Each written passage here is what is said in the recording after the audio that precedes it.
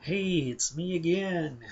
YouTube VC part 2 of my video of my thrift store finds this past weekend.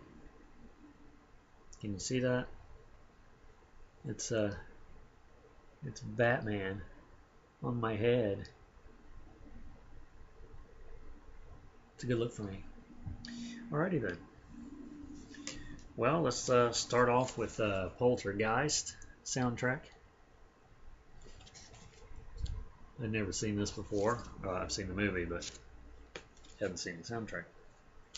This is a band called Fool's Gold. I have no idea, but it's from the 70s. And sometimes when you buy stuff that's unheard, stuff that I'm not familiar with, a lot of times I like it. Dave and Sugar, which I'd heard of these people. This one is called New York Wine, Tennessee Shine. Hey! And then we got another Dave and Sugar, looking especially sweet. This is Greatest Hits. Let's see, yeah, I can't see that. I'm not even going to try. And then James Last. This is a Christmas record, obviously, unless he likes to dress like that on every other Wednesday. I have some James Last records, and it's sort of, obviously it's German, and it's, I don't know how to describe it, so I'll just say Lawrence Welk, Mitch Miller, in German. Potbelly Bear, Songs and Stories. I love this cover. The record is scratched up quite a bit, but I love children's records, and whether I play it or not. I mean, I'll probably try to play it because it's one side of it's playable at least. But the cover alone, there's the back cover, there's the front. I mean, fit for framing. Here's some Rolf Harris. This dude here did Tie Me Kangaroo Down Sport, and it's actually on this one. This is called, yeah, Tie Me Kangaroo Down Sport and Sunrise. Might help if I read the title before I go battling. The Cow Seals, Sitting on the Roof and in the Sunshine. And I'd had some of theirs previous to this, but this one was, you might say, elusive, like a butterfly. The Elusive Butterfly. Who sings that song out there? Do people know them one-hit wonders from the 70s? And this one here, the cover alone sold me. Such a sucker for these glossy ones, and with the Cheesecake Girls on there. It's this Guitar Galaxies and George Barnes. It's a gatefold, but nothing spectacular there on the inside. Too bad it's not a centerfold of one of those girls. And then we have the primitive and the passionate Les Baxter and his orchestra. And you probably can't see that because it's so dark in here again. Yay, look!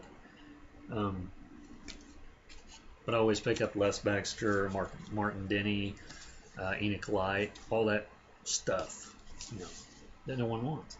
Mr. Jaws, and this is Dickie Goodman's sort of greatest hits, I guess. It has the Flying Saucers Part 1 and 2, Santa and the Satellite Part 1 and 2, The Energy Crisis, Mr. Jaws, blah blah blah. But I'd already had that on vinyl, and I actually thought I did, but it's a novelty from the 70s, so when you see it, might as well get it. Here's a rip-off of Disco Duck. This one's called Irwin the Disco Duck, which is not Rick Dees' version of Disco Duck. This has a Sesame Street Fever, Ease on Down the Road, Bunny Hop Disco, Hokey Pokey Disco, Rubber Ducky, Sesame Street Candyman, love some kids records. This here sold me alone on the cover, not because the sticker is over half of his eye, but just because it's so outrageously ridiculous. I had to have it. Alessi, I guess is the name of the group or the guys. Drifting is the name of the album, and they're drifting together there, I guess. Assuming they're twins, whatever. Then we have this here, Sold Me Again on the cover. This dude is Cyrus Ferriar. The album's called Islands. He could be French, he could be English, he could be another planet. I don't know.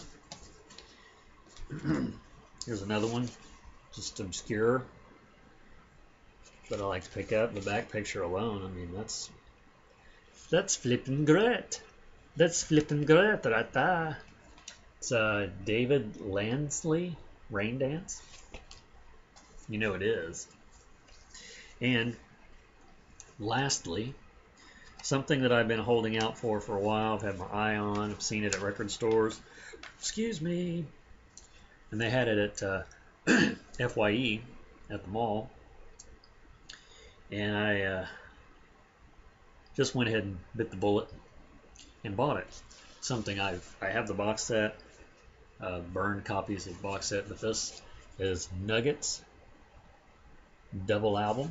Fantastic, wonderful, spectacular. It's a cornucopia of garage rock, original artifacts from the first psychedelic era, 65 to 68. You know, I just had to have this. I've listened to it and I knew a lot of the songs, but it's just so fantastic to hear them on vinyl. And you know, read the liner notes. Let's see, this liner notes, the sleeve here, or the insert. It's just mucho reading. It's a very interesting read done by Lenny Kaye, who also put this collection together. And the original collection, I'm assuming. This came out in '72. This is obviously a reissue. And I am so glad that I got this. It's just, you know, there's a handful of records, or I'd say maybe two handfuls of records, that, you know, I've seen over the years, and then when you actually get them, you actually purchase them, you take them home, you open them, you unwrap them, you feel them, you smell them, you listen to them, you see them spinning on your turntable like this. You know, it's just something about it. It's just, it's surreal. You can't believe you have it. But I have it. I do have it. Because I showed it and you've seen it. And I seen it. And I heard it. That's why I have it. Maybe I'm dreaming. Maybe not. Alright, well, this is the end of my quick video. Sorry to rush through all those like that, but I didn't want to keep you guys waiting on Turkey Day. You might want to go back for a second piece of pumpkin pie. I know I did.